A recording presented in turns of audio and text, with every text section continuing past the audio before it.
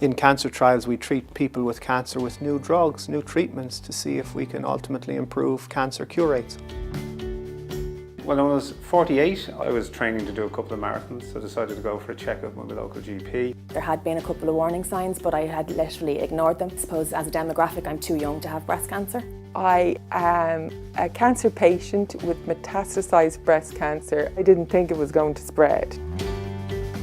I had a white cell count of 100, which then led to a diagnosis of CLL, or chronic lymphocytic leukemia. When I found the lump in my left breast, within 10 days I had my diagnosis and my surgery. I had a partial mastectomy. I had metastases that had gone into my liver. I have been on 3 different drug trials. I read an article about a drug trial for breast cancer. I spoke to my doctor about it and I was eligible for it. I'm delighted that I've been accepted onto it. My genetics didn't respond to the chemotherapy, so I fell into the 4%. Initially then looking at a stem cell transplant, and then that led then to the idea of a clinical trial. I'm on a different immunotherapy drug now and I'm really well. I'm better than I was 5 years ago. I'm healthier than I was 5 years ago. One of the current misconceptions that people have is that by going on a trial they're guinea pigs, that they're getting a drug or treatment which might not be tested. They're very well tested. They've been tested for years, sometimes decades. Before we started the treatment, energy levels had been very, very low. Lifestyle was pretty poor. And now, because of the success of the trial, I'm back working. I play golf reasonably regularly.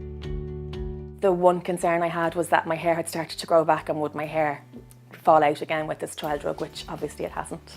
So I'm nearly a year on the trial now. My quality of life is great. I get up every morning, I'm a busy mum with 3 kids. Sometimes you meet people in the waiting room, they have all these misperceptions about it. So I would say to anybody, don't feel foolish, ask your oncologist about it. My advice to anybody who has the option of being involved in a trial is to be very much open to the process. I'd advise anybody to seek out information about what trials are available, as there are more and more becoming available all the time, and look at the different options, because certainly it was worked out for me. Don't be afraid. You're already being so brave going through what you've gone through. You just need to be a little bit braver and ask one more question, and then you might be able to start a whole new lease of life again. And you're helping as well, the greater cause, so it's a good thing.